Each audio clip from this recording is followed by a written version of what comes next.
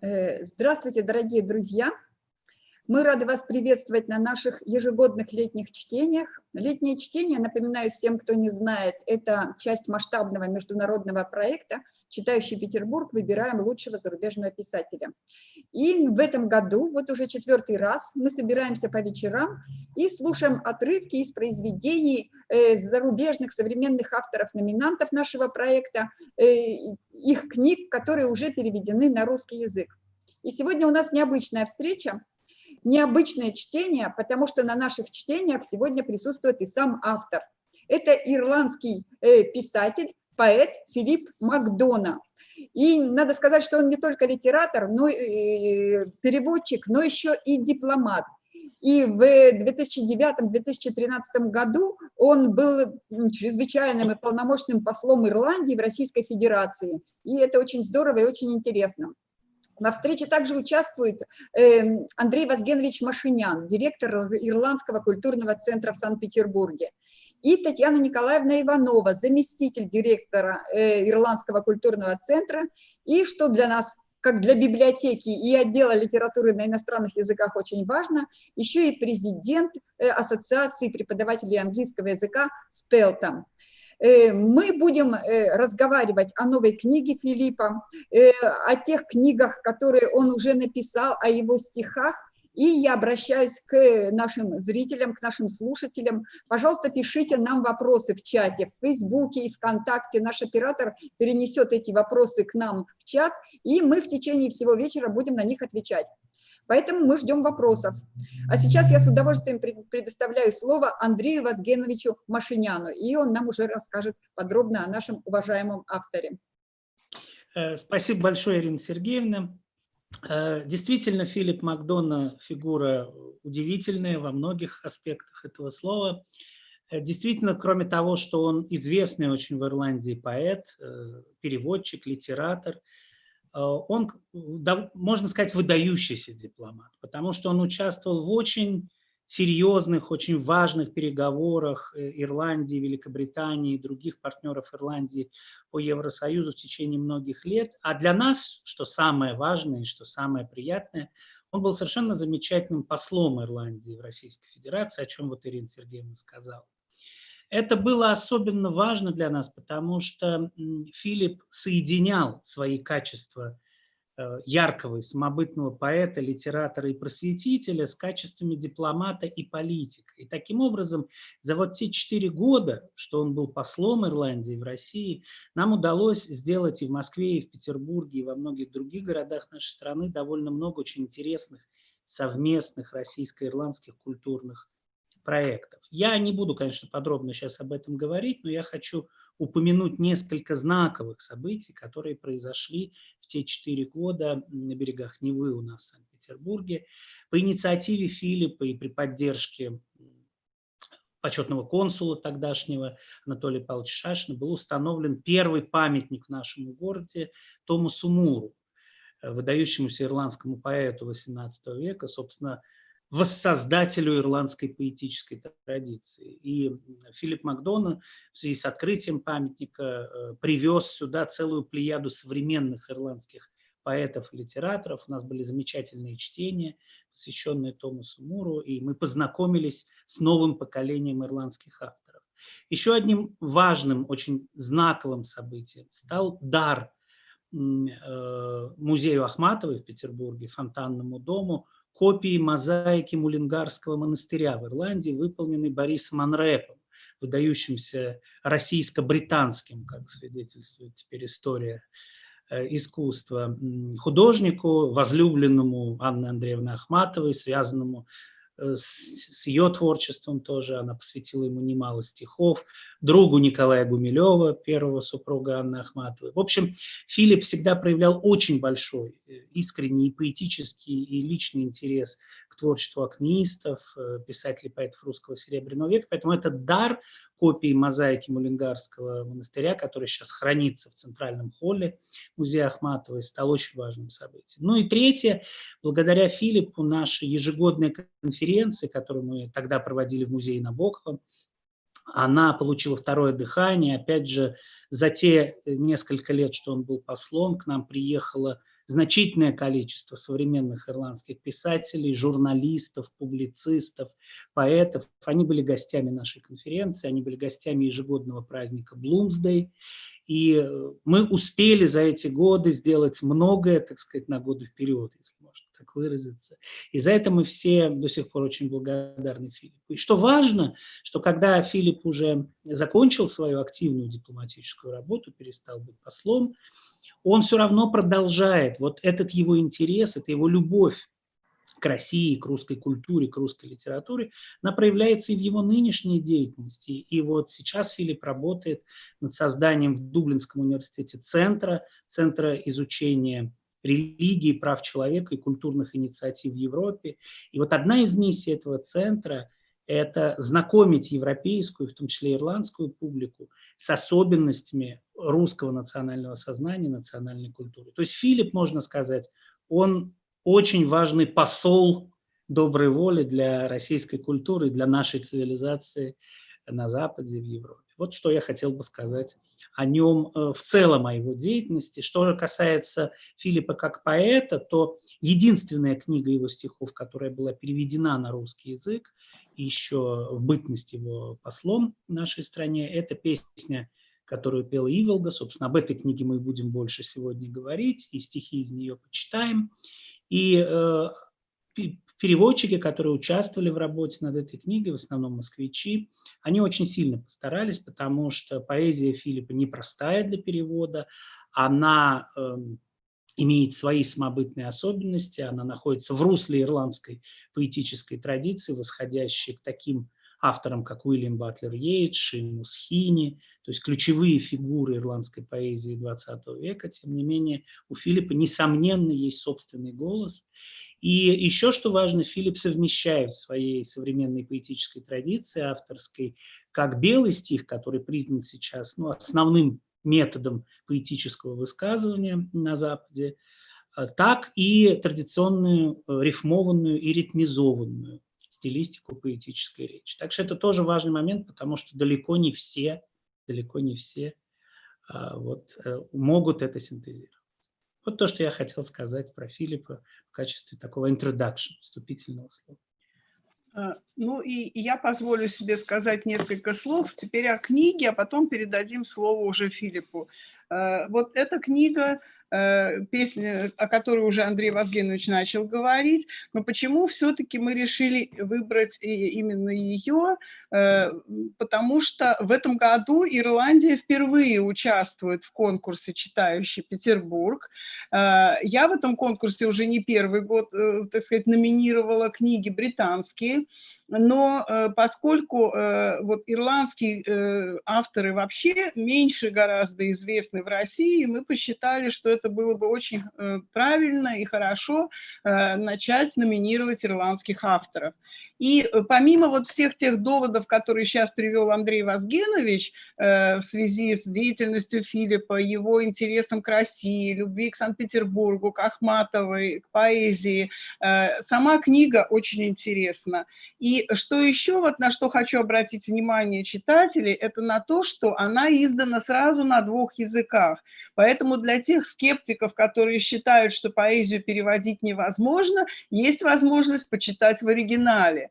Здесь сделано вот так зеркально, слева и справа перевод и оригинал.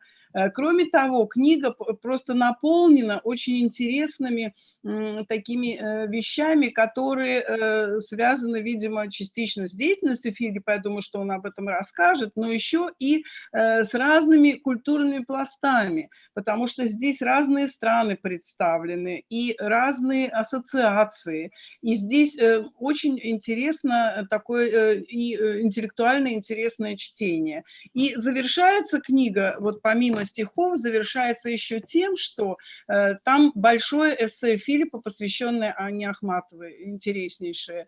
Поэтому всем книжку рекомендую посмотреть, обязательно прочитать, может быть, даже купить, она есть на Озоне, это возможно, и, конечно, голосовать за нее потом в конкурсе «Читающий Петербург». И еще раз хочу напомнить, что во время всего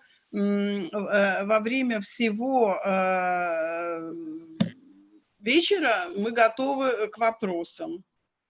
Спасибо. Спасибо, Татьяна, и спасибо, Андрей. Я очень рад, что мы здесь сегодня. Это для меня большая честь, что библиотека интересуется ирландской поэзией. Есть много важных связей между Ирландией и Россией в этой области. К сожалению, мне нужно практиковать my русский язык. I really need practice. So I ask for forgiveness if I speak in English. Мне необходимо больше практики в русском, поэтому я, к сожалению, должен перейти сейчас на английский. Но всем спасибо большое. As Andrei was speaking just now, I remembered many happy times in St. Petersburg with Andrei and Tatiana and Olga from the government of St. Petersburg, and of course with Anatoly Shashin, our honorary consul.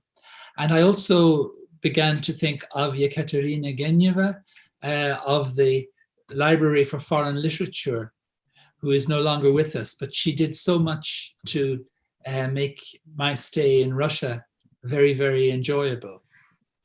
Сейчас во время моего вступительного слова, которое Филипп тоже слушал на русском языке, он вспоминал о тех приятных, очень важных для него годах, проведенных здесь в России, о нашей команде петербургской, которая ему помогала в культурных проектах. И он упоминает Анатолия Павловича Шашина, бывшего почетного консула Ирландии в Санкт-Петербурге, который очень помогал. Но он также хотел бы вспомнить имя Екатерины Гениевой в Москве, директора библиотеки, которая тоже очень ему помогала там, в самых разнообразных совместных культурных проектах. It seems to me that in the area of poetry, Russia and Ireland have a great deal in common. Мне кажется, что в области поэзии у России и Ирландии есть очень много общего. Now, why that should be is maybe a long question to discuss, but I would perhaps offer a few ideas. One is what Pushkin meant when he noted that the word Rus means both the country, the derevnya, and it also means Russia. So the Russian writers are close to the people, to the base of society, and that's also true in Ireland. Почему на самом деле это так? Почему русская и ирландская поэтические традиции оказались так близки друг к другу? Это хороший вопрос, на него может быть много ответов. Я, возможно, предложу сегодня пару из них. И первое, о чем я хотел бы вспомнить в этой связи, это то, о чем говорил еще Пушкин, о необычайной близости русских писателей, русских авторов, собственно, к народу, к жизни самой страны. И вот это же отличает авторов ирландских. I think there's also a geographical factor that we're both on the edge of Europe in some sense. We're both strongly European in many ways, and yet we're not geographically enclosed in the heartlands. Также еще здесь существует, на мой взгляд, географический аспект, поскольку мы, да, и Россия, и Ирландия, мы части общей большой Европы, но мы находимся как бы на краю, на двух разных краях Европы, и мы не принадлежим к материку в полной мере, вот к самой сути, к самому центру европейского континента. Мы как бы слегка немножко на обочине, в стороне, с краю. And I think a third idea is that the Russian and the Irish writers both found their way to a sense of their public responsibilities. The poets found their way to this sense that they were in some way contributing to the nation.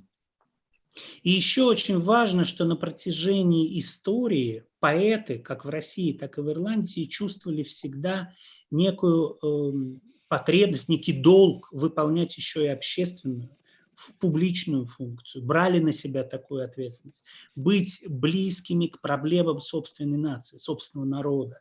Это было важно и для русских, и для ирландских поэтов. I think it began in the 18th century when the Irish writers Jonathan Swift and Oliver Goldsmith were of great interest in Russia. Я думаю, что началось это в XVIII веке, когда такие известные ирландские авторы, как Джонатан Свифт и Оливер Голдсмит, начали активно проявлять интерес к России. But it became much more significant a little bit later, and Andre has already mentioned some of the landmarks. Thomas More, who was translated many times in Russia in the 19th century, and then in the time of the Silver Age, you had links, and Andre has mentioned some of those. And then in the present age, Seamus Heaney, the Irish poet who won the Nobel Prize, was a friend of Brodsky, but also he says in his Nobel lecture that he learned about the poetic vocation from Russian poets. Затем, уже начиная с XIX века, вот этот интерес, эта взаимная связь, она только усиливалась. И вот Филипп вспоминает, что я также упоминал во время вступления о Томасе Муре, в частности. Его произведения уже активно переводились на русский язык. Затем еще более тесная эта связь стала во времена так называемого кельтского возрождения в Ирландии, русского Серебряного века. И опять же мы упоминали здесь имена Анны Андреевны Ахматовой, Николая Степановича Гумилева. Что же касается современной эпохи уже 20 века, то, конечно, нельзя забывать о личной дружбе Шимуса Хини, наиболее знакового, выдающегося поэта Ирландии второй половины 20 века, и Иосифа Бродского. Они были личными друзьями. И, в частности, именно благодаря Бродскому Шимус Хини узнал и открыл для себя русский поэтический язык. I remembered as I was speaking just now, Mandelstam's title for his first collection. Is it Kamen or Kemen? How do you pronounce it? Kamen. And someone told me once that his idea was that when you build a great church, you know, every stone counts. You can bring just one stone and it makes a difference. Я вспомнил сейчас цитату из касаемую творчества Осипа Мандельштама, когда он думал, как назвать свой первый сборник стихов, еще в первом цехе поэтов, акмеистов. Он назвал его «Камень». И вот одна из идей, гипотез, почему такое было выбрано название, стоит в том, что существует довольно старая притча о том, что когда вы строите церковь, строите храм, то один камень, один принесенный камень в основание этого храма может полностью изменить его сущность. So maybe I could claim that I've brought a few stones to this edifice of Irish-Russian poetic interaction. И мне хотелось бы верить, что, возможно, своей деятельностью я смог принести несколько тоже таких вот камней в общее строение русско-ирландской поэтической и культурной дружбы. So we're going to read just a few poems now. I had the great privilege that really first-class Russian poets translated these poems. So I'm going to read them in English, and then we're going to hear translations. So the first poem... Сейчас мы прочитаем несколько стихотворений вот из этой книги, о которой сегодня говорилось. Мне очень повезло, что очень хорошие переводчики высокого класса занимались этой работой. И вот сейчас мы представим вашему вниманию несколько стихотворений. Я буду читать их на английском языке, а мы, соответственно, с Татьяной Николаевной прочитаем их в русском переводе. So the first poem is The Lute Girl. And I'll just say a few words about it. Первым будет стихотворение «Лютнистка». Я сейчас хочу сказать несколько слов об этом стихотворении. This poem is inspired by a number of different poems by the Chinese poet Bai Jui. Это стихотворение во многом было, то есть написание этого стихотворения было вдохновлено изучением творчества, поэтического творчества китайского поэта. Philip, could you repeat the name of Chinese poet? Bai Jui. Bai Jui. Китайского поэта. He is a very... Бодзуи. Вот, правильнее в русской транслитерации. And he's interesting because, like Pushkin and others, he was connected to government service. Now, he was living in the 800s, in the Tang dynasty, but the drama of his life was that he was in public service, but was sometimes uncomfortable with that. Очень интересной и важной чертой творчества этого поэта было то, что он одновременно был государственным служащим. Это были 800-е годы нашей эры, династия Тан, императорская, правившая в Китае. И вот его, конечно, раздирало сомнения, и его творчество наполнено вот этими рефлексиями по поводу противоречий между государственной службой и поэтическим творчеством, безусловно. So the collection of poems that was translated into Russian, this collection, the song the Oriole sang, that is a poem of Baizhui. И вот само название моего сборника, который был переведен на русский язык, песня, которую пела Иволга, это цитата из стихотворения этого поэта. Because when Baizhui was sitting in his office, he said to himself, what he would remember of those days was the song of the bird he could hear outside. Поскольку сам автор, он говорил о том, что он будет вспоминать о той поре, когда вот он сидел у себя в его тогдашнем офисе, он будет вспоминать не саму работу, ту, которой он занимался, а те песни, которые в окно пела Иволга. But this poem is on a somewhat different theme, the one I'm going to read. It's about two friends who are parting forever. Но я хочу сказать, что, собственно, основной темой стихотворения, которое я буду читать, это тема разлуки, разделения двух близких друзей, которые прощаются навсегда. And the reason they're parting is that one of them is dying. He's a poet, he's dying, and he's going to take a boat down the river to another part of China, which he knows and loves, because he wants to die at Mount Lu.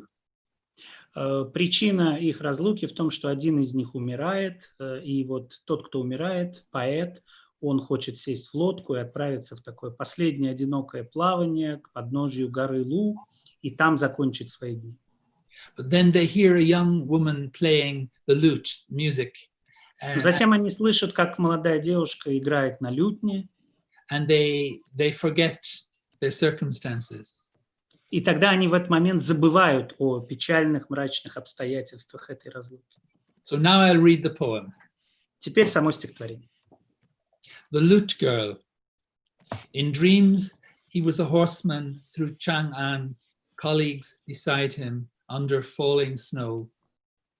In morning's heat, my friend was a sick man. All day the waves would beat against the prow of that hard skiff, and still he feared to start out, to bite the bitter fruit of lifelong parting. A last red lotus flattened by the wind won't share the bloom succeeding summers bring, and on my journey south I take no friend.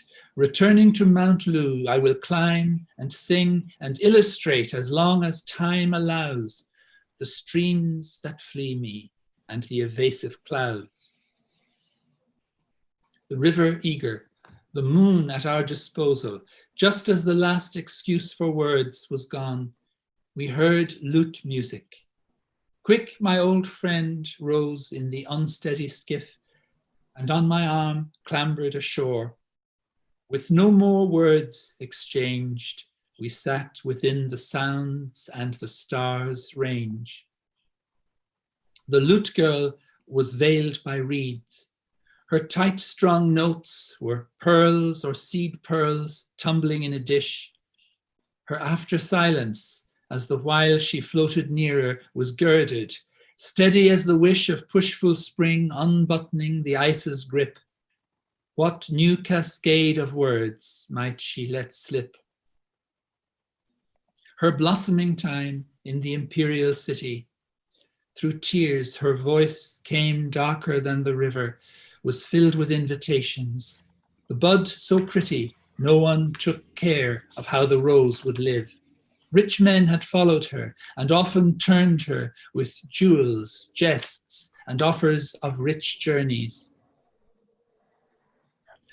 On impulse, then, a trade in the bazaar. I took as husband a man I briefly knew. Where tea fields ripen, there his interests are, the gold, the women of his retinue. My life is lived. What is it then can move such things? My lute is whispering me of love. At this, my friend, embracing her with words, cried out, we vagrants without ceremony live love as in a palace. We hedge birds, we weightless ones, take on our gravity at such a time as this. Our pain recedes when a pure lute is kindled in the reeds. She raised her face, the very mask of beauty, and sang once more softly now. He sat as if to engrave the stories of that lute on time's own tablets. The stars exeat expired, the knowledgeable moon withdrew, and his and my dark robes were laced with dew. Спасибо, Филипп. Я сейчас попробую прочитать русский перевод, который был выполнен Юлией Фокиной. Но здесь есть несколько названий, которые просто стоит прокомментировать. Здесь указан Чаньянь, Лушань и Тянь. Чаньянь – это город, который сейчас уже не существует, но это историческое место, такое место паломничества.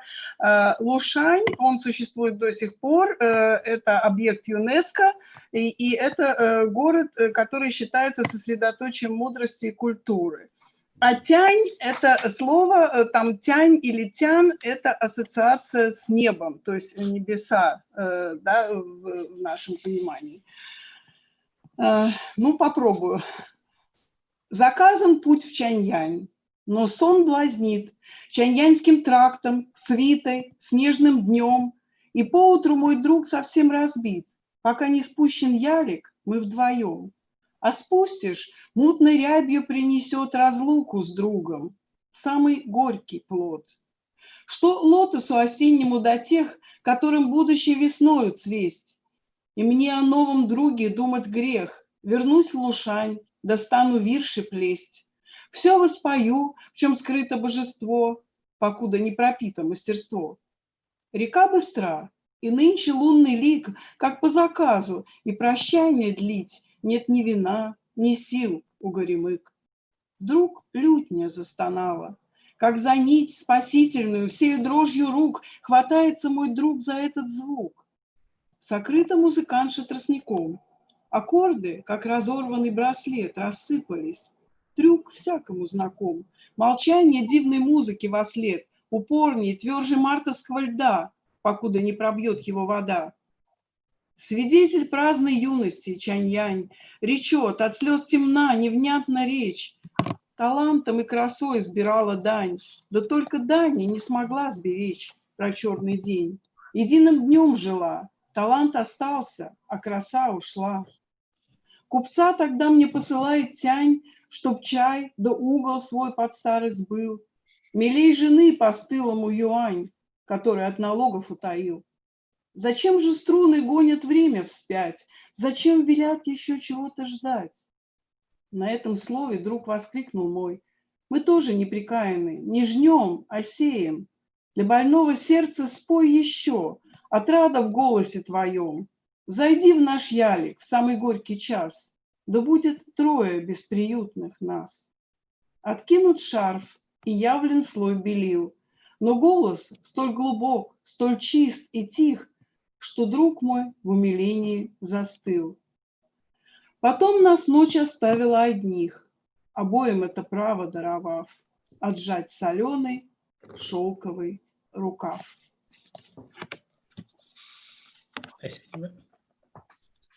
Thank you very much. Well, we'll go to the next poem. Yes. The next poem is Casement in Pentonville. Следующее стихотворение, к которому я хочу обратиться, это «Кейсмент в тюрьме Пентонвилл». Roger Casement was an Irish patriot who was hanged, executed in a prison in London in 1916. Роджер Кейсмент – это патриот Ирландии, деятель Ирландского национально-освободительного движения, который был повешен в Лондоне в тюрьме Пентонвиль в 1916 году. Это тот год, когда было пасхальное восстание в Ирландии. His spiritual journey, we might say, was extremely unusual and interesting. He came to a political awareness through a posting as a British official in the Congo, where he saw the terrible abuses of the Belgian regime in the Congo. Его обращение вообще к этой деятельности, к ирландской патриотической деятельности, было удивительным. Вот это его путь был удивительным, поскольку он начинал как чиновник от имени британского правительства, хотя он был ирландец по происхождению, и он был свидетелем зверств, которые были учинены бельгийским колониальным правительством Конго в Африке. И это, собственно, произвело такой внутренний переворот в нем. He became, I believe, a world-famous figure early in the 20th century for his work in exposing the evils in the Congo. And he then moved on to South America, where he intervened in favor of the indigenous peoples in the Amazon, the Putumayo. Он приобрел известность, всемирную известность в первые годы XX века именно благодаря тому, что он раскрыл те зверства, которые бельгийское колониальное правительство учиняло в Конго. Они стали известны, они попали в прессу. И он продолжил эту деятельность, он отправился в Южную Америку, и затем в регионе Амазонии он пытался раскрывать подобные преступления колониальных властей против местного населения, против коренных народов Амазонии. And then he began to develop the view that Ireland should be separate to Britain. He became an Irish nationalist because of his experience of empire. И вот именно этот его опыт, негативный опыт осознания того, как империя ведет, любая империя ведет себя в отношении своих колоний, привел его к ирландскому национализму, и он стал убежденным сторонником отделения Ирландии от Британской империи. And I think another point to make, maybe my last point, is that Yeats, the poet Yeats wrote a very famous poem about casement, which I echo in the last verse of this poem. But in Yeats's poem, there's a refrain, the ghost of Roger Casement is knocking at the door. И последнее, что я хотел бы сказать, что здесь есть моя собственная перекличка с самым известным ирландским поэтом 20 века Уильямом Батлером Йейтсом, который в одном из своих стихотворений упоминает Роджера Кейсмента, и есть прямая цитата, вот как дух Кейсмента стучится в дверь. Именно то, что написал Йейтс. Поэтому я как бы продолжаю эту тему в своем стихотворении. So this poem is set in the death cell, as Casement is awaiting execution, and his career, memories of his career come back to him. Стихотворение, собственно, оно посвящено размышлениям Кейсмента перед смертью, поскольку он находится в одиночной камере для смертников и ожидает приговора. И вот перед ним проносятся какие-то такие важные моменты его жизни. Maybe actually another point strikes me. I've tried to write this poem in the meter of ancient Gaelic poetry. So it has a certain number of syllables in each line as well as some rhymes. Yeah, that I meant, that I noticed that, Philip. Филипп еще упомянул о том, что в этом стихотворении он попробовал использовать прием, свойственный древней ирландской поэзии, когда рифма и аллитерация использовались, были вставлены в поэтическую строфу, и вот он отчасти в этом стихотворении отходит от своего традиционного поэтического метода и пытается использовать вот эту древнюю традицию, старинную традицию. So now I read the poem. Casement in Pentonville. Casement, cribbed in Pentonville, in his narrow cell, prepares a last pilgrimage. as if the iron bell of an ancient monastery, finding its way in unbidden, sifts memories, absolves all sin. Something is made manifest, bare to his bare soul. There come crowds of dispossessed, numbered in a roll none had dared dream existed. Mutilated ones, whom rubber bosses, twisted discourse, and clean guns crushed, the cast-off instruments of distant lifestyles. Amazonian Indians, their barefooted files no match for money reckoning. Out of Ireland, last, those hidden, scattered remnants without king or caste. These poor have no influence and only stand by to share the vigil, whom once your cold, chivalrous eye acknowledged, hating misrule. Comes there then one more, Christ, brooking no ridicule, batters at the door. Что трезвонишь, колокол, только утром в путь. Наступают образы, не уснуть. Что тебе охранники, что замки?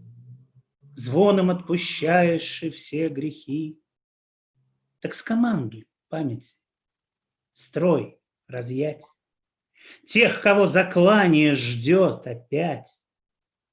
Ибо тесно в камере, и без них, ибо искажается светлый лик, так же босоногом. А взамен кейсменту мерещится бизнесмен, образ собирательный в сундук, златоносной речкою каучук, со слезами смешанными, знай, течет. Кейсмент, зря хватаешься за отчет.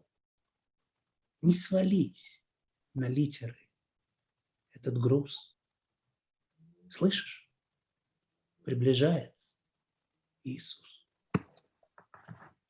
Thank you very much. I'm very fortunate in both Yulia Fokina, who translated, and Andrei, who read. Thank you very much. Спасибо большое Юлии Фокиной, автору перевода. Ну, и меня поблагодарил Филипп тоже за чтение. And now we're coming to a third poem. And this arises from a morning in Moscow in 2010. Третье стихотворение – это стихотворение «Воспоминания об одном утре в Москве» в 2010 году, когда Филипп был здесь. I was with one of Ireland's greatest poets, Derek Mahon. В тот момент я был в компании одного из самых известных ирландских поэтов современности, Дерека Махона. And we visited the Tretyakov. In fact, it was the new Tretyakov, or the part where you can see Levitan in particular. И мы посетили в этот день Третьяковскую галерею, собственно, с утра отправились туда, в новый корпус Третьяковской галереи, где мы смогли полюбоваться картинами Левитана. And I left Derek. He was so interested in the paintings. I left him and I came and sat on a bench on my own for a few minutes. And when I was on the bench, I saw a sparrow, a bird. И я в какой-то момент оставил Дерека Махона перед картинами, поскольку он человек очень глубоко чувствующий искусство. Я решил оставить его на какое-то время одного, отошел, сел на скамейку неподалеку, и в этот момент, сидя на скамейке, я увидел воробья, птичку. Now, this was in the middle of the financial crisis of that year, and on the previous day, Ireland had accepted a bailout. You know, the Irish banks essentially went bankrupt. Это было время сурового финансового кризиса, если вы помните, который начался еще в 2008 году. И накануне этого дня, буквально в предыдущий день, пришли новости о банкротстве практически всех крупных ирландских банков. And so this Levitan painting in Sokolniki is on the cover of the book. Собственно, вот картина Левитана, да, про Сокольники, она является обложкой этой моей книги. So now I'll read the poem. Теперь стихотворение. Levitan, November 2010. Hope under harassment. The Financial Times, all haircuts and insolvency regimes, and Irish taxpayers thrown into debt bondage. Snow of last night, freezing on the ground near Park Kulturi Metro. We burrow in, lodged in the leavened world of Levitan. What news can ever grieve this girl we see striding an autumn path in Sokolniki 130 years ago, well wrapped in her scarf and purposes? How does it happen, the instant owned, this freehold on the lease of her prime beauty among flaming trees? We leave the Tretyakov to find fat sparrows pecking on snow in the grass verge. Tomorrow, my friend's look says, and winter will default on frosty leaves, on all the bonds of autumn, which notwithstanding, a November sun somehow incurs no blame. Our pulses run.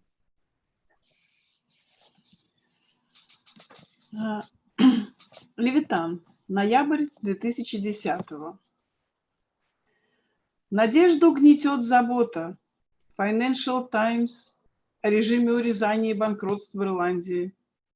Налогоплательщики в долговом рабстве. Снежок прошлой ночью у метро Парк Культуры. Мы с другом, как в норке, укрылись там внутри вдруг ожившего мира. Левитан. Какие вести способны опечалить ее, девушку, на осенней аллее парка Сокольников? У кого право собственности на ее юную красоту? Идет себе 130 лет назад, сквозь рдеющие листья смотрит вдаль, укутавшись в свои стремления и шаль. И рядом с Третьяковкой воробьи клюют в траве под снегом. Я прочел во взгляде друга: завтра обрушится зима на мерзлую листву, на долговые расписки осени. Да, несмотря на теплый небосклон, кого же в том винить? Пульс учащен. Thank you very much. So should we go to Gondola now? Will I say a few... Спасибо большое. Пожалуй, теперь настало время немножко поговорить про «Гондлу», пьесу Николая Степановича Гумилева. Now, May I just have a word for a Yes, of second? course. Просто вот подводя итог, я хочу еще раз сказать, что удивительная манера письма вот Филиппа создает потрясающий интертекст в каждом стихотворении, и просто вот я хочу призвать читателей обратить на это внимание. И как переводчик это передает, где-то, так сказать, более удачно, где-то, может быть, менее удачно, но на самом деле очень интересные образы. А что касается московского стихотворения, то я прямо вот чувствую этот ноябрьский воздух, и прямо все детали, вот этот снег, эти воробьи, и что вроде бы еще тепло, но уже вот-вот зима, и переосмысление этого на свою собственную какую-то психологию, там, жизни, впечатления. То есть это очень здорово. Все, спасибо, больше нет. Очень правильное замечание, очень как бы актуальное для творчества Филиппа. Спасибо. Well, I'm going to introduce briefly this other book, Gondola. Хочу немножко рассказать про эту вот другую книжку «Гондла». Now, here I must thank Andrei, because when I was in Russia, Andrei said, you know, there's an important Russian work which nobody seems to know about outside Russia, which has an Irish theme. This is right? So, Филипп говорит о том, что он мне благодарен за то, что я ему в свое время, когда он только приехал в качестве посла и узнал о его любви к Ахматовой и Серебряному веку, сказал, что в истории русского Серебряного века есть одна важная работа, это вот пьеса Николая Степановича Гумилева, это единственное произведение Серебряного века, посвященное ирландской теме. И об этом никто не знает за пределами России. In fact, it was very hard to get even the Russian version of this. I got it in the complete works of Gumilyov for the theatre, but it doesn't seem to be very widely studied in Russia either. And it's not... Обращаясь к этой пьесе, я обнаружил, что она даже и не так широко известна в России. Собственно, Гумилев, конечно, известен в первую очередь как поэт, а не драматург. И я смог найти это произведение только в полном собрании сочинений Николая Гумилева для театра. So I translated it into English, and I checked with some Russian friends. I was in Vienna at the time. I was able to consult. So I think it's accurate enough. And it has been performed a number of times in different theatres. And I've just been in touch with a friend in Ireland about whether we could do something in Rostov-na-Donya for the 100th anniversary of Gumilev's death, because this play was first performed in Rostov. Yes. It seems it was first performed in the house of, is it Margarita Chernova? But she was a well-known figure in Rostov who had a mansion, and yeah. Gumilev had this performed in her mansion. Я занимался переводом этой пьесы в Вене, в Австрии. Филипп отправился туда после своей службы в Москве в 2013 году. И мне повезло, потому что в Вене мне помогали мои русские друзья. Они помогали мне достичь максимальной аккуратности при переводе этого сложного текста. И за это время, после того, как перевод вышел в 2016 году, пьеса уже на английском языке в моем переводе была несколько раз поставлена на театральных подмостках Ирландии, Британии. И вот сейчас я веду переговоры с одним из своих русских друзей о том, что, возможно, нас в следующий год, а это будет год юбилея печальной даты смерти Гумилева, его казни, возможно, мы попробуем сделать постановку этой пьесы в Ростове-на-Дону, поскольку именно в Ростове-на-Дону была впервые поставлена, прочитана, а затем поставлена эта пьеса в России. И первое прочтение состоялось в поместье одной из женщин-меценаток, которая тогда была довольно известна в то время, госпожи Черновой, именно в Ростове-на-Дону. Поэтому я посчитал, что это было бы уместно. Now, the play that Gumilev wrote is strongly influenced by a number of Irish works, especially a play by Yeats.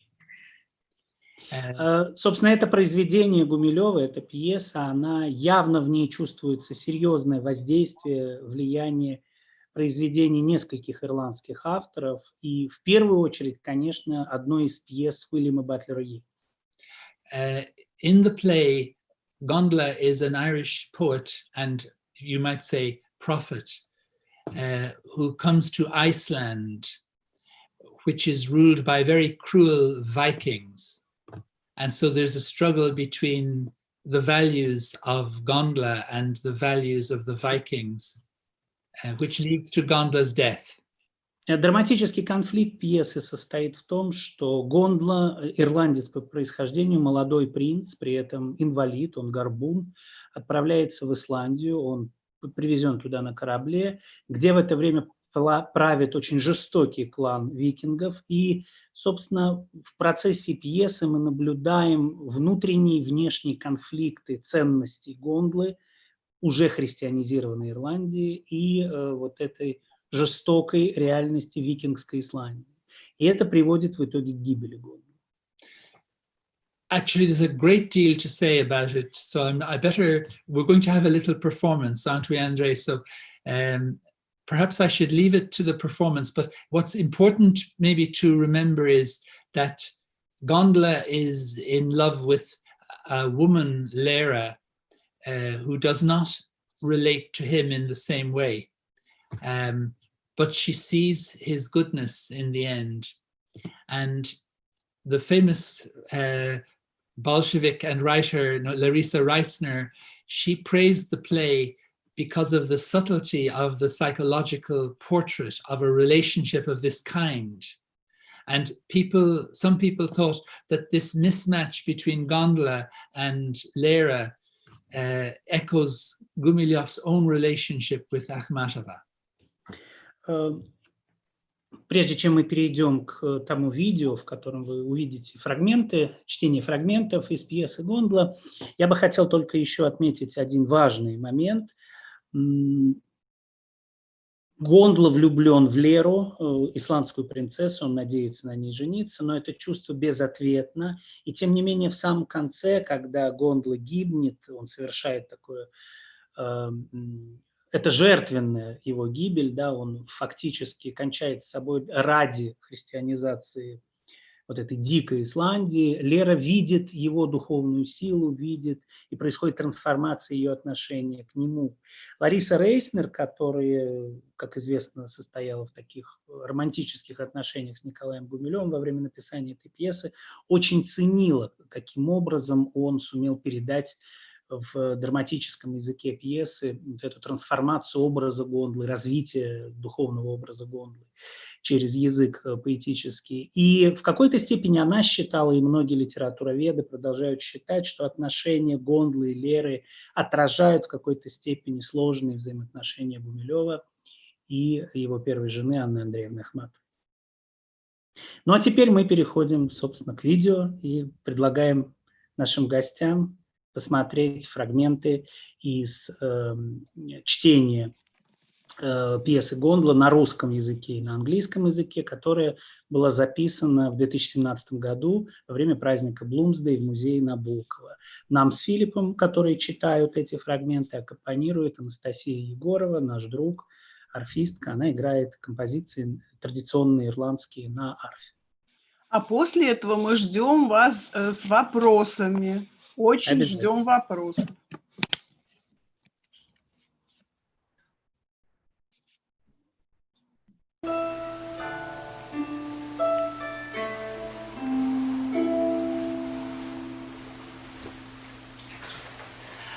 With what a will I love, with what sweet hope, as if I had taken ship. And I await a rising, lifting wave that is yours to give. The words you speak are encumbered with an awkward sorrow, dry words. I listen, understanding little, and hear the undertone of a sea wind. For yes, the saints have testified, beyond this turbulence that's knotted in our blood and troubles the world, there lies love's open sea. There skiffs await us with angels at the helm, and in the distance, green hills, white swans. Become like a small bird fluttering in the hand, and trust and hear the rush, the plash of water, and glimpse the beacon of Mary, star of the sea. Я так вольно и сладко люблю, словно отдал себя кораблю. А с тобой я еще не слыхал, как шумит набегающий вал. И совсем не морские слова ты сказала с волшебной тоской. Я внимал, но понял едва. Я услышал в них ветер морской. Значит, правда открылась святым, что за бредами в нашей крови, за миром земным есть свободное море любви. Серафимы стоят у руля пестропарусных легких ладей, а вдали зеленеет земля в снеговой белизне лебедей. Сердце слышит, как плещет вода, сердце бьется, как птица в руке. Там Мария, морская звезда, на высоком стоит маяке. Ночь летит на закат, ночи летние песни короче. Вон за окнами совы кружат эти тихие горлинки ночи. Ах, к таинственной спальне твоей я сегодня приду за тобою, и любимая станет женой самой близкой самое родное. Night flies, it flies towards dawn. These nights of summer are short songs. The owls, quiet as doves, half seen, are wheeling by the battlements. Now I must come to you in your chamber, your secret space. Beloved, you are mine, closest of all, my nearest relative.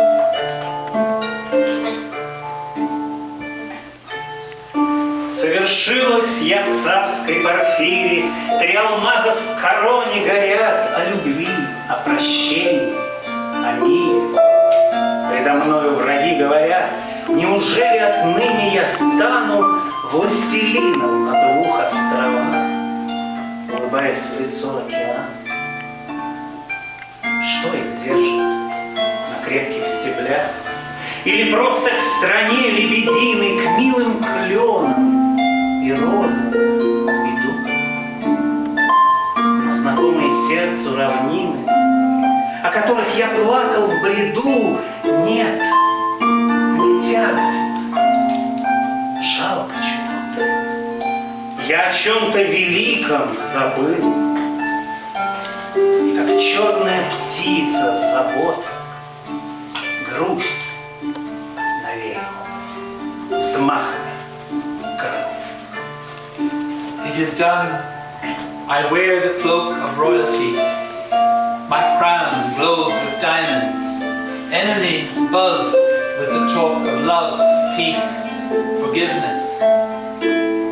Shall I become the ruler of these islands, rising like columns from the ocean's depths, 2 smiles on the face of the sea? Or is it more simple? Off to the land of swans, the kindly maples and the dewy roses, the vales that my heart knows, for which I am longing almost to fever point. No, neither. I am afflicted in the guts with pity, for what I don't know. And I scan memory for some significance forgotten, a thing remembered that I can't remember. And worry is about me like the wings, the flapping wings of some black bird of sadness.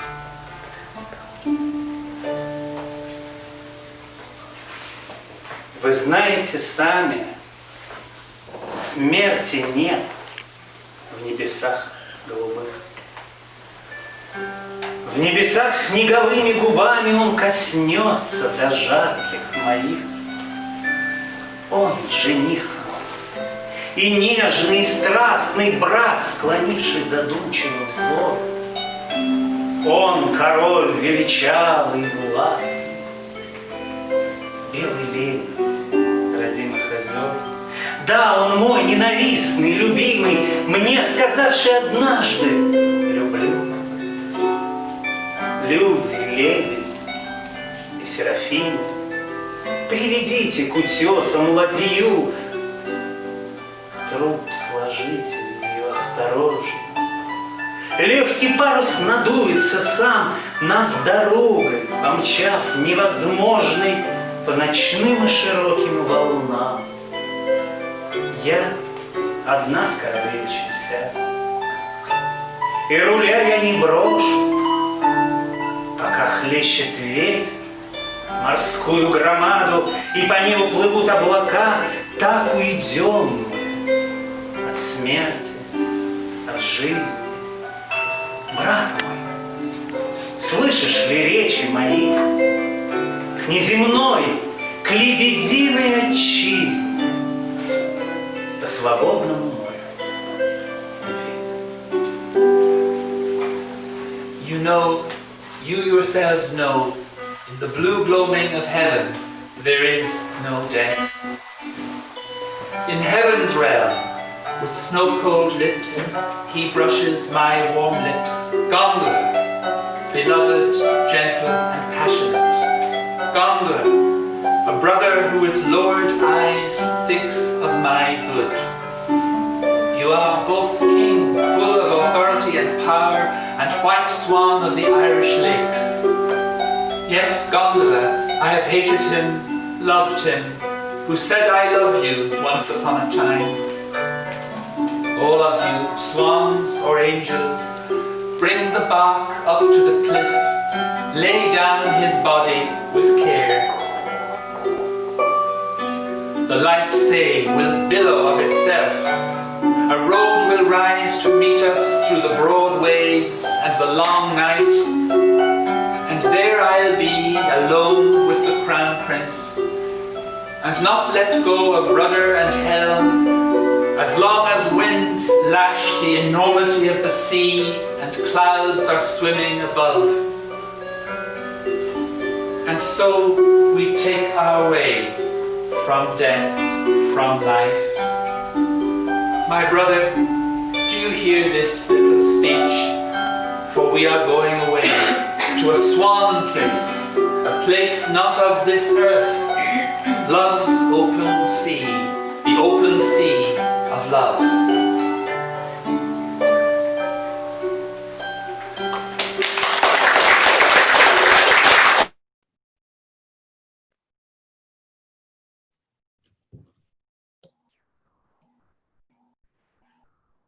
Ну и так, пожалуйста, вопросы.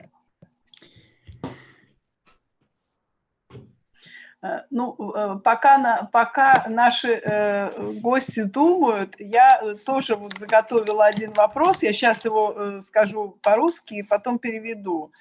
Вот Андрей Вазгенович говорил о том, что один из проектов Филиппа это была книжка, посвященная Томасу Муру. Вот небольшая книжечка, которая вышла в Москве.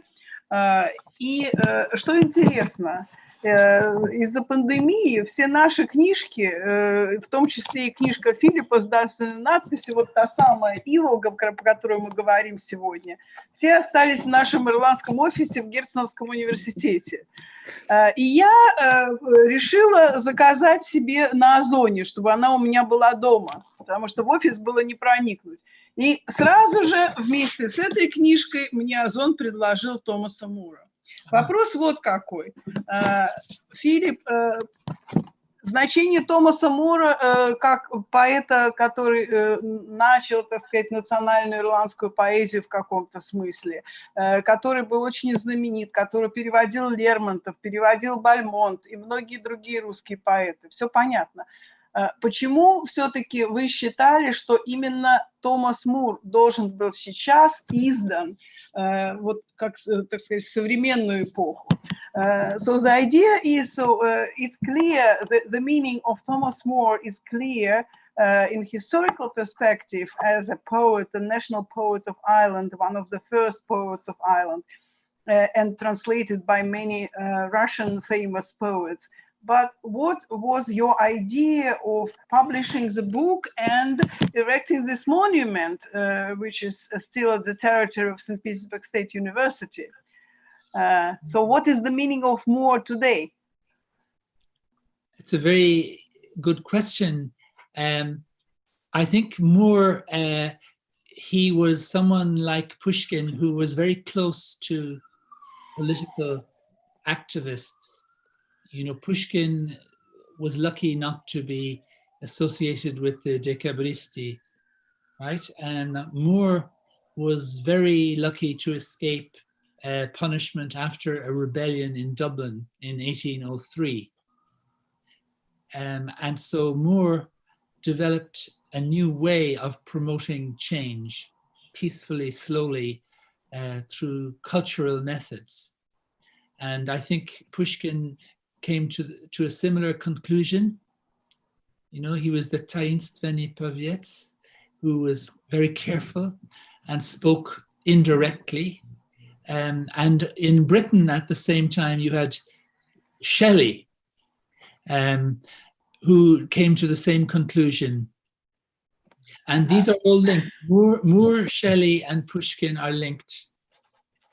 Strangely linked through the figure of Lord Byron. But it seems to me that the relevance to today is the kind of methodology of the poet who enters into the public sphere, but not in a threatening way, but in a way which illuminates the situation for everyone. Спасибо. Не хотелось перебивать Филиппа, попробую перевести сейчас вкратце, так сказать, то, что он сказал. Значит, идея следующая, что Томас Мур не только поэт, но в каком-то смысле это известная в России фраза годится и для него, что он больше, чем поэт, потому что он также занимался и политикой. И он сумел сделать так, что Ирландия стала более известной, и что даже в британских гостиных ее полюбили.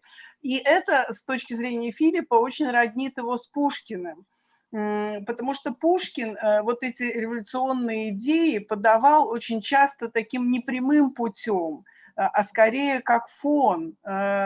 И в его произведениях мы чувствуем вот это сопротивление власти, но очень часто так вот не прямо, а косвенно.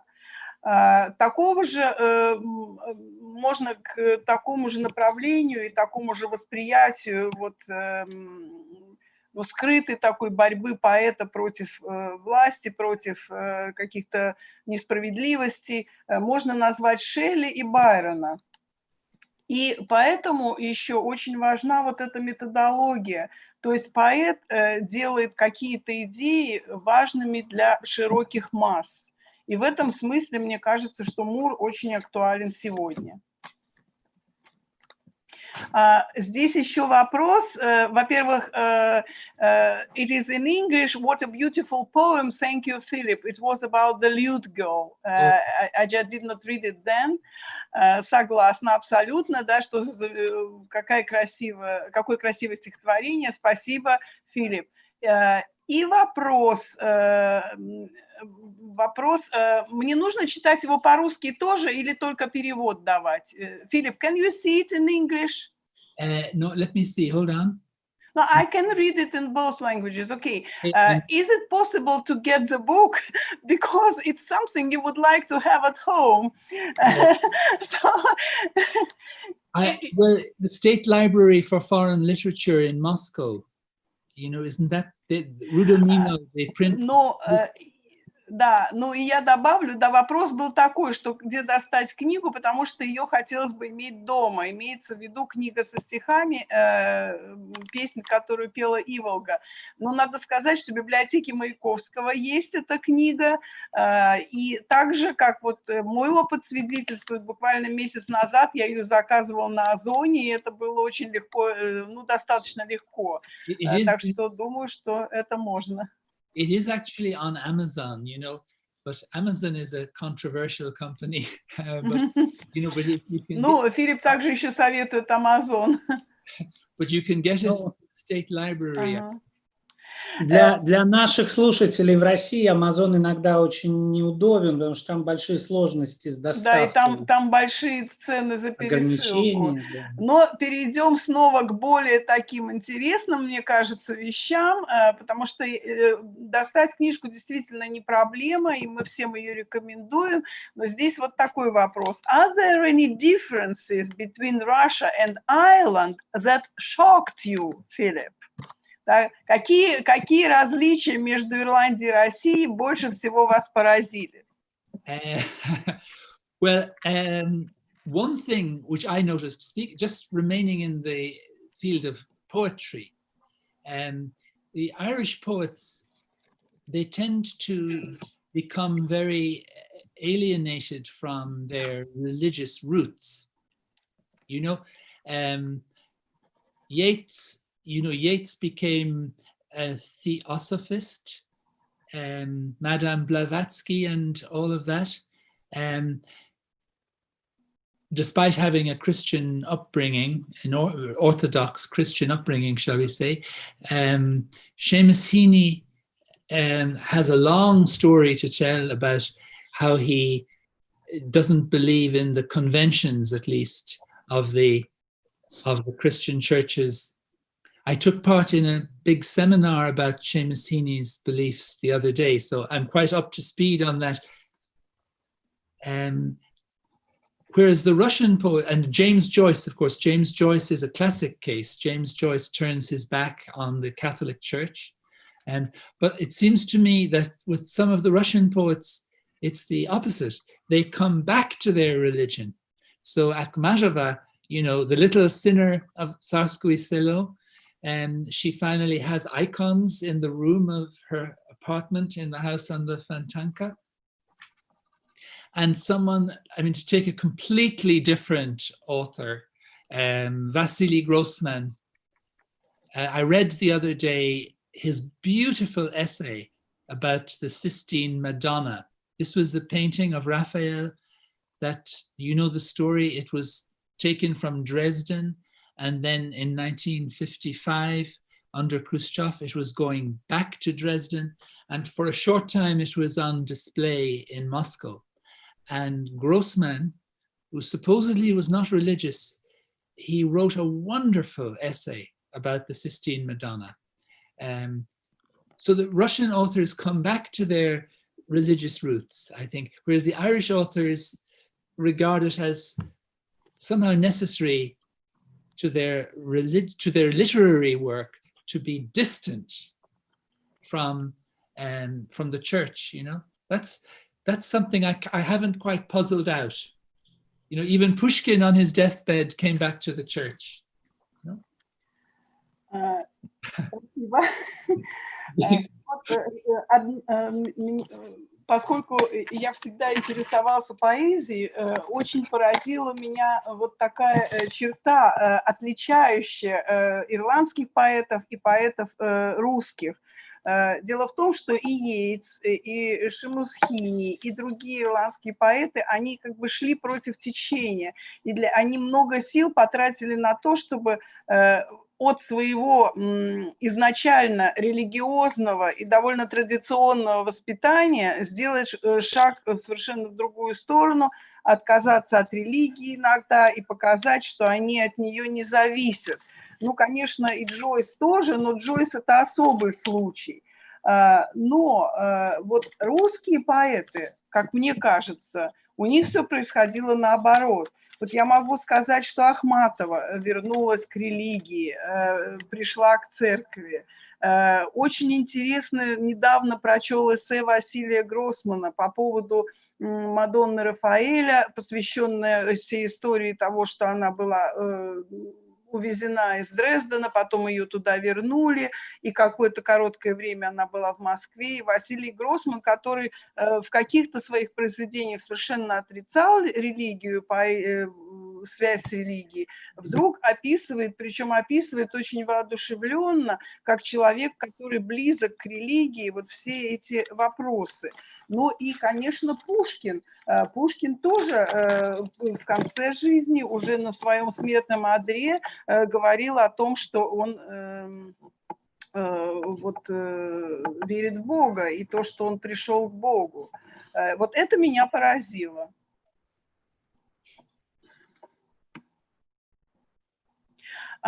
Еще вопрос. Can you name your favorite Russian poets? Можете назвать любимых русских поэтов? Well, I think it would have to be Anna Akhmatova. You know, I think she's... В первую очередь Ахматова. Yes. We have her on the front of the book Gondola. This is, you see, this is a very interesting picture. Sorry, I don't have... Ну, вот на обложке книги переводом Гондлы очень интересная картина, иконописная. Это, кстати говоря, и есть та самая копия мозаики Мулингарского монастыря, которая подарена музею Ахматовой Фонтанному дому. This is Boris Anrep's mosaic of St. Anna in Ireland, which he did, I think, in 1957, 40 years after he had last met Anna. And so he asked permission to do this image of St. Anna so he could make a portrait of Anna in the church. And when we were engaged in these activities a few years ago of promoting links with Russia and Ireland, we brought Anna back.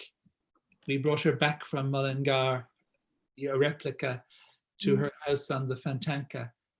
Ну, We had a wonderful ceremony. если мне не изменяет память, то прошло 40 лет вот после того, как они расстались с Ахматовой, он сделал это художественное произведение, ему хотелось, чтобы хотя бы вот эта маленькая репродукция была в музее. Андрей Вазгенович, вы можете добавить, потому что вы знаете лучше всю историю здесь, чем я.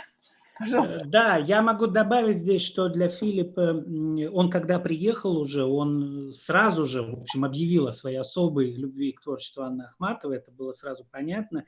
И поскольку так получилось, что я тоже занимался связями там, кельтского возрождения русского Серебряного века, мы с ним сделали несколько мероприятий, связанных с творчеством не только Ахматовой, но и вот Гумилева, и всего Серебряного века. И постепенно Филипп от своего интереса конкретно к Ахматовой перешел к более широкому интересу к Серебряному веку в целом. Но вот тема таких сложных взаимоотношений Гумилева, Ахматовой, Бориса Анрепа, она тоже всегда Филиппа очень интересовала, потому что эти отношения, они прошли испытания самыми большими трагедиями эпохи.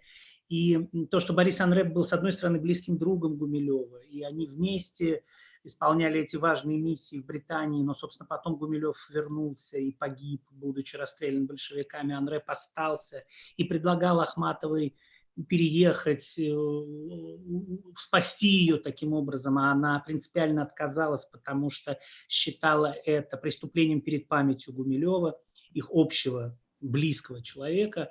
Вот эта вся тема для Филиппа всегда была очень важна. И вот этот символический акт, когда последнее мероприятие, которое Филипп сделал вместе с нами, как посол Ирландии в России в Блумсде 2013 года, было как раз очень важным, когда он передал в дар музею Ахматовой реплику, копию мозаики Мулингарского монастыря. Поэтому да, это имело большое значение. И у меня в связи с этим есть в продолжении этой темы вопрос. Андрей Вазгенович, может быть, Филипп еще каких-то поэтов назовет. Простите, что я перебиваю. So, is Ахматова the only one? Because it seems to me you wanted to continue and name some more poets. Well, there's so many wonderful Russian poets. That's the amazing thing about Russia. Очень трудно называть, потому что в России так много замечательных поэтов, что я просто не могу назвать всех, кто мне нравится. But I think the Silver Age, and in particular the Acmeists, are really to me very interesting. Но на самом деле, конечно, поэты Серебряного века и особенно акмеисты всегда мне были особенно интересны. Мой вопрос, он был как раз об этом в продолжении, так что хорошо, что мы эту тему подняли. Как раз вопрос звучал так. Почему именно акмеисты стали тем мостиком, который, на взгляд Филиппа, в понимании Филиппа, открыл русскую поэзию, русскую литературу XX века во многом для ирландской публики? Philip, my question is following this theme. Why do you think Acmeists was the school of poetry, school of arts of Russian Silver Age that in a way was a bridge to understanding of the Russian poetry and the Russian literature for the Irish public in the 20th century? What was so essential about Acmeists that made them special? Well, I suppose it's that they wanted to be part of life, you know. Am I right? You know, you have the symbolists, and then you have the Tower movement. Is it Vyacheslav Ivanov, who's taking a kind of spiritual path? You know, poetry is a kind of alternative form of religion almost. And you have Mandelstam and others who say that poetry must have truth value. You know, so Mandelstam wrote about Chenier, who died in the French Revolution. Mandelstam wrote a number of essays about how the most important thing about poetry is truth. And then, of course, Nadezhda wrote her great book, and she wrote it very interestingly under the patronage of this Orthodox priest who was assassinated.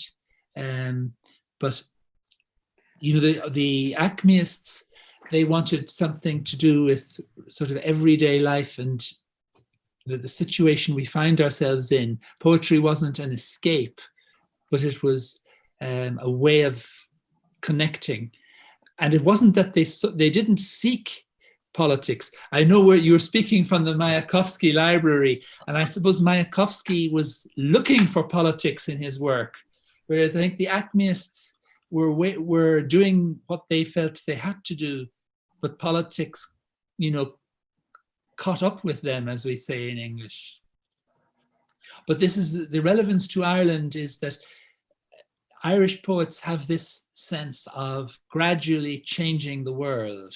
So, I mean, Thomas Moore, I suppose his big cause was equality between Catholics and Protestants. And Yeats's big cause was Irish self-government. And Seamus Heaney's big cause was reconciliation between the different traditions in Ireland.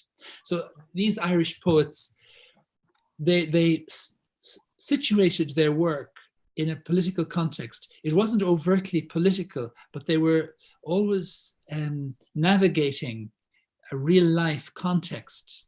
And I think maybe the Acmeists did that in a way in which other contemporary Russian poets did not. You know, the other poets found a different way of explaining their activity. I'm sorry, I realized that in the Mayakovsky library, we shouldn't be praising the Acmeists all the time. No, I don't think so. I think it's the library anyway. Ну, теперь попробуем суммировать. Филипп сказал, что вот особое отношение к Серебряному веку, что там было очень много течений, и символисты, и то, что представлял Вячеслав Иванов. И все они, в общем, пытались переосмыслить действительность в своей собственной манере, и для них это не было средством ухода от действительности, а это был, наоборот, способ связать себя с этой действительностью, с этой новой действительностью, которая на них обрушилась. И вот, скажем, Мандельштам писал об Андре Шенье и о его роли вот в французской революции. И вот мотивом многих направлений в тот исторический период было то, что поэзия должна иметь свое место и свое значение. И, конечно же, можно говорить о том, что кто-то даже и искал специально этой связи с политикой, поскольку мы здесь в библиотеке Маяковского, то нельзя не упомянуть о том, что Маяковский, безусловно, искал себя в политике, искал связи с политикой. И в какой-то степени это опять нас возвращает к ирландским поэтам, потому что те поэты, большие поэты Ирландии, о которых мы можем говорить, они так или иначе делали то же самое. То есть они пытались, так сказать, писать о реальности с тем, чтобы понять, что происходит. И понимали, так сказать, в этом и свой гражданский долг, в частности, и Йейтс, и Томас Мур, и другие. У нас есть еще вопрос, у нас есть еще даже два вопроса. Значит, первый вопрос, бывают ли у вас творческие кризисы, и если да, то что вам помогает вернуть вдохновение? Это первый вопрос. Второй вопрос задан по-английски. Is it difficult to read poetry in Russian? And the first question was, do you ever have some kind of creativity crisis in your poetry when you are writing poetry? And where do you find inspiration to come back to the right mood to write poetry? Well, on the question of writing poetry, is it difficult to read poetry in Russian? Reading poetry. I have some recordings. You know, I have a number of tapes. You know, discs. You know, so I can listen if I have time. I can listen on disc to recordings. Когда я слушаю диск с записями. But I would love to spend more time.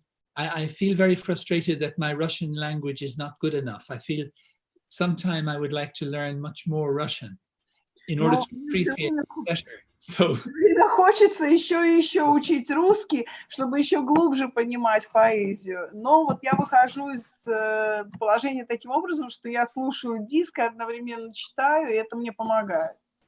and on the other question, I don't know. You see, I suppose that I'm lucky in a sense that I have another life as well as trying to write poetry. You know?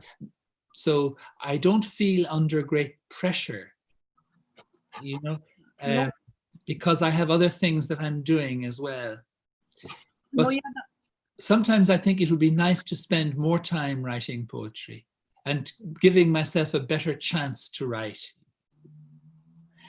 Ну, я должен сказать, что здесь я, наверное, очень большая удача в том, что я занимаюсь не только поэзией, а и многими другими вещами. Поэтому, пожалуй, не могу сказать, что вот я впадаю в какой-то кризис, и на меня нет такого давления, что я все время должен писать, потому что иначе я больше ничем не занимаюсь, и мне это не нужно.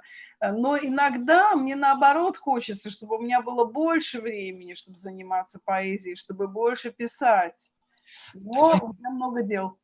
I could add maybe to that, I had a very good conversation once with one of Ireland's leading 20th century poets, John Montague.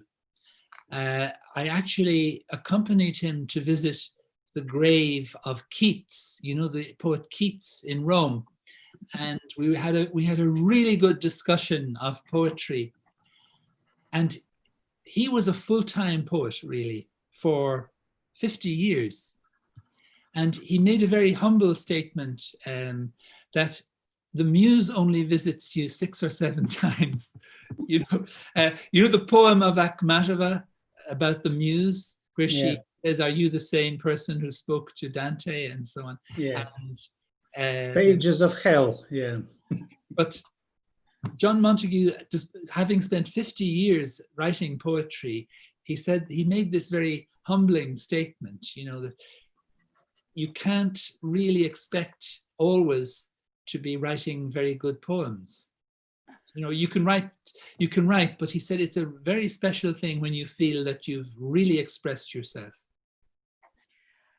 Ну, вот я хочу еще дополнить вот такую историю, что я общался довольно долго, был разговор как раз на эту тему с очень известным ирландским поэтом Джоном Монтегю, и мы посещали могилу Китса в Риме, и после этого вот возник этот разговор. И он сделал такое очень скромное для себя заявление, потому что он 50 лет пишет поэзию, очень известную в Ирландии, и не только в Ирландии, но и в других странах. И он сказал, что вот я уже 50 лет пишу, но муза посетила меня 6 или 7 раз. И здесь опять хочется вспомнить Ахматову, ее стихотворение о музе, и вот сказать о том, что да, мы можем писать, и мы можем писать, может быть, и часто, но далеко не все выходит так, как это хотелось бы, на одинаково высоком уровне. Друзья, поскольку мы подходим к завершению наших 1,5 часов общения с Филиппом МакДона, но мы в первую очередь сегодня говорим о поэзии, и именно поэт перед нами большой, очень яркий, я хотел бы предложить Филиппу завершить наш сегодняшний вечер стихотворением, которое он написал уже во время пандемии. Можно сказать, что это последнее из стихотворений, им написанных. И оно связано с Россией, оно связано с визитом в Новгород, который у Филиппа состоялся в компании нас, его друзей, в 2011 году, 9 лет назад. И вот воспоминания об этой поездке, этот образ Новгорода, он стал настолько важен для Филиппа, что в эти суровые времена карантина и пандемии Филипп написал это стихотворение. Поэтому я предлагаю сейчас нам в финале послушать его на английском и на русском языке. Shall I translate that, or? Yes, for Philip, just a bit. So Philip, Andre said that since we are coming back to poetry, and the whole evening we are within poetry in a way, he suggests that to finalize our evening today, it would be a good idea if you share your poem Novgorod, which has been written just recently, already in these pandemic times, and devoted to a trip to Novgorod, which you had done a while ago when you were in Russia. Yeah, that's right. This is a small poem, and it's dedicated to Andrei. And it's not очень маленькое стихотворение, оно посвящено Андрею. And it's not yet published. И пока оно даже еще не опубликовано. And it's about trying to understand the mentality of Ivan the Terrible. И некая попытка понять вот противостояние между Новгородом и Иваном Грозным и менталитет Ивана Грозного. So it's Novgorod. Actually, I should say one other thing. Я еще кое-что должен сказать. I must, because my wife's grandmother was Russian. So she was from Novgorod. And she came to work in St. Petersburg or Petrograd, and she fell in love with my wife's grandfather. And they had a son who is my father-in-law. And Harold, my wife's grandfather, he was a British official. He was the naval attaché in Petrograd. But in 1917, he quarreled with his own colleagues because he felt that the British were wrong to intervene in Russia. And he continued that position for about 2 years until he was forced to resign. It's a very touching story. And then Anna, his partner, died very young, aged in her 20s. And we visited her grave in England, which is all in Russian. The whole inscription is in Russian, Spi spokojny. And so for us to go to Novgorod was also to visit the home of my wife's grandmother, except the home no longer exists. Nothing exists because of the events of 1941. So it's just that when we talk about the destruction of Novgorod, there's also this background, but it doesn't come into the poem. So. Ну вот Филипп еще решил поделиться тем, что с Новгородом связана еще и семейная история, потому что бабушка его жены была русской, и она была как раз из Новгорода. Но потом она жила и работала в Петербурге, в Петрограде, и там познакомилась с британским атташе, который служил в тот момент, военно-морским атташе, который служил в тот момент в Петербурге, и вышла за него замуж. И этот атташе был, в общем, поссорился со многими своими коллегами в связи с тем, что его позиция вот на события революции, на то, как должна себя вести Британия, не совпадали с официальной линией, не совпадали с мнением его друзей. Но он эту позицию отстаивал до тех пор, пока через 2 года, в общем, его все-таки вынудили уйти в отставку. И бабушка умерла в 20-е годы, похоронена в Британии. Филипп с женой ездили на ее могилу, и там все надписи на могиле по-русски. И поэтому поездка в Новгород, она была особенно важна. Я только вот не успела зафиксировать себе, что было в 1941 году. То есть в связи с войной там что-то, Андрей Вазгенович, вы поняли? Разрушен был дом их родовой. Да, ну понятно. Поэтому не осталось, к сожалению. Последний момент я упустила, извините. Окей. Now I read Novgorod. The massacre Ivan the Terrible commanded or condoned, was it for trade or geopolitics or to instill fear elsewhere?